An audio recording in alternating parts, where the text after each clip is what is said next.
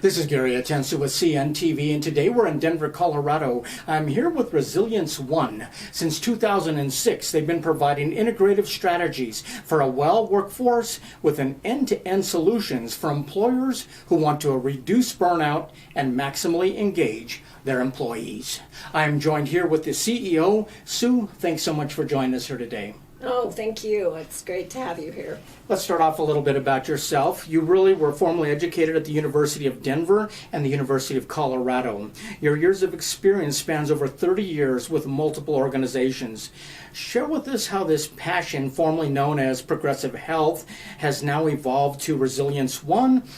Tell me how this all began for you. Sure. Well, I started as an exercise physiologist working in a hospital. And at that point, they really didn't know that much about health and wellness. It was really a sick system. So I've just really been on a mission to really focus on how can you bring health and wellness to healthcare. Excellent. You've been educated people ever since Yes. then. It's been said that how we spend our days is really how we spend our lives. For many of us, a large portion of our days are spent at work. For the average person, that's 90,000 hours over a lifetime. So it seems that elevating workplace wellness, should that be a priority? Absolutely, Gary. It's really so important because you do spend so much time there, and it's important to get the tools, the necessary tools that you can incorporate in your daily practice. And that was one of the things we learned, especially during COVID, is that during and after is like that's when the workforce really needed guidance and delivery and acceptance. And what was good is that we had wellness lounges in the hospitals. And so they had a place to go. They had somebody to talk to. Yeah. So we're talking about practitioners, coaches, people and their needs. Being able to work the scheduling, the back end, the location, all of those fun who, when, where, why facts and important things to be able to run programs and services is my job. During COVID, I think we all became a little more aware of our workplace in general. In simple words, what is workplace well-being? Explain that to my viewers. Yeah, sure. I think it's feeling happier and healthier at work so that you're really passionate about what you do and you know that you're making a difference in the world.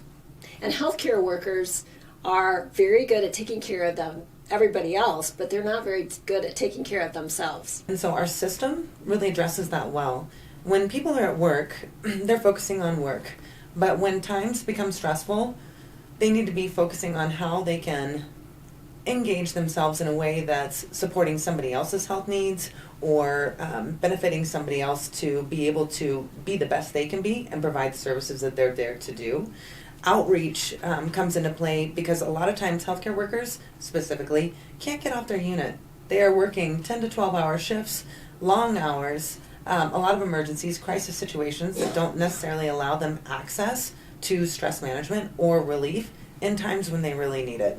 So us being there and actually being present in the immediate moment, providing 2 to 3 minutes of support, 10 to 15 minutes if they have it, or even scheduling times if they can do that, allows us to meet them where they're at. I know a few nurses just like that. I'm friends with them on Facebook, and I'm like, I don't think I could ever do that profession. It's such a giving profession, and they really, they almost feel guilty giving themselves time or taking that time out. We currently spend trillions, really a year, on healthcare and wellness, but we still see much chronic disease. How important is the role of behavioral change in seeing some better results? I think it's the next avenue because a lot of times behavior change, we do it with health coaching. So we incorporate the opportunity to look at your behavior and look at how you can change your behavior by incorporating a roadmap for you specifically. So Gary, we'd have a specific program for you that might not be the same as somebody else that we're working with. So it's really looking at your goals and objectives and what you want to make better in your life. And once you can start to make those things better, then you start to feel better, and then you incorporate more and more things. Speaking of roadmap, I mean, health and wellness coaches trained in the art and science of motivating people. You believe really is the missing link in both workplaces and wellness. Explain what that kind of looks like for a coach to be able to motivate us. It's a little bit different for everybody Sure. as far as what you can do to help motivate them. But I think so many people are so interested in just talking to them and learning about them and figuring out what works for them. So it's meeting them where they're at is very, very important. And the importance is also of then listening to them and making sure that they understand that you're there to support them. I think our coaches honestly would be able to make them feel very comfortable making mental health easier to talk about. So obviously the fact is meet them where they're at, regardless of where they're educated at. So we need to be motivated to even really start these behavioral changes that are necessary.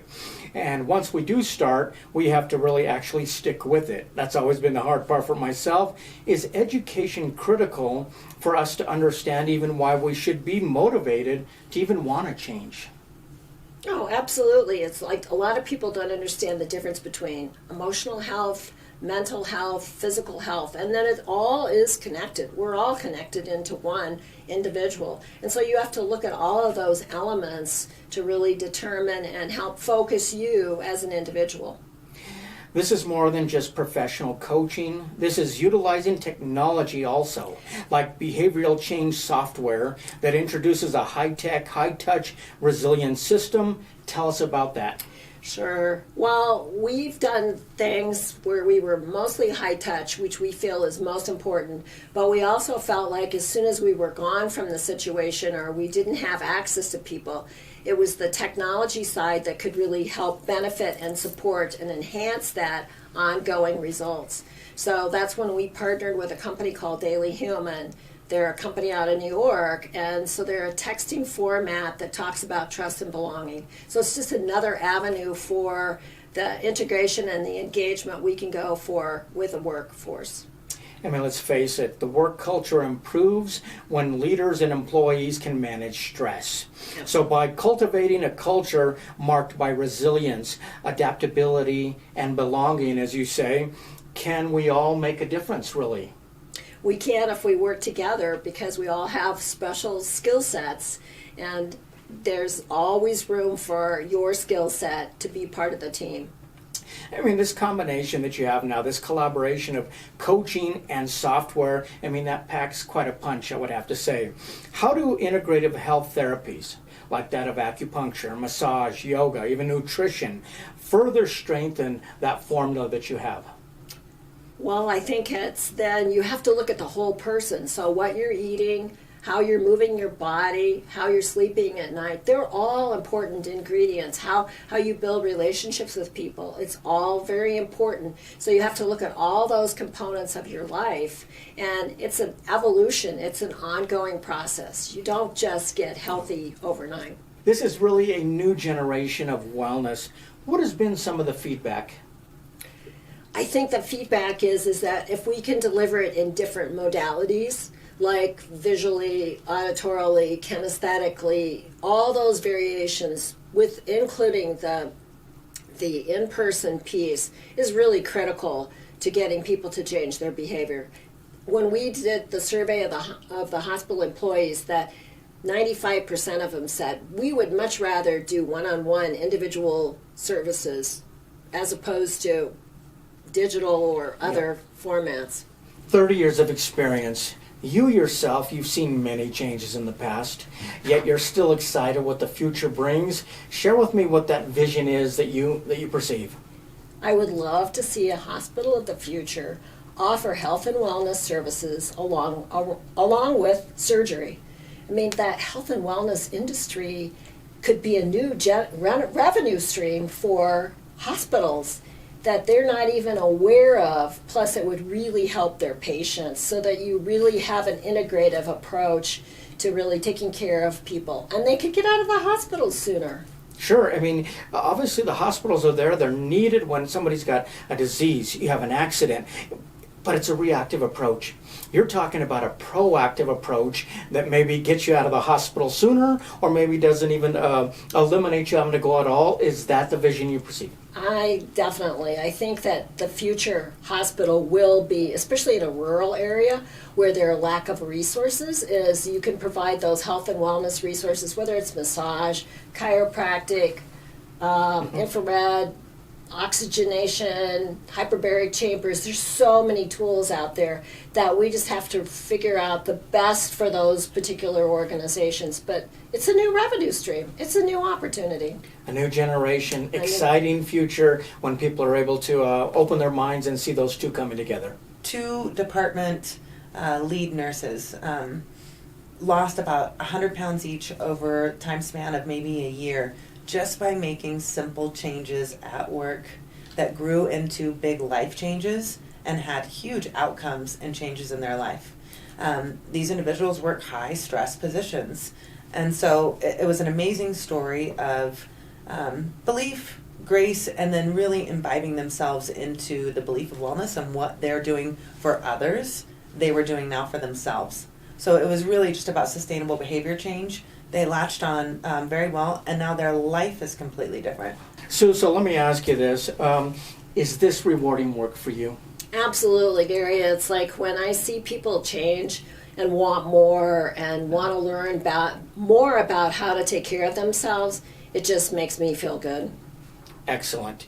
Viewers, let's take a look at the bottom of the screen right there, and you're going to see their website. On the website, you're going to learn more about these integrative strategies to navigate stress and build resilience in times of change. You can read the reviews right there on the website, then schedule a discovery call today. Once again, that is Resilience 1, Integrative Strategies for a Well Workforce. This is Gary Atencio with CNTV, and if you don't know, now you know.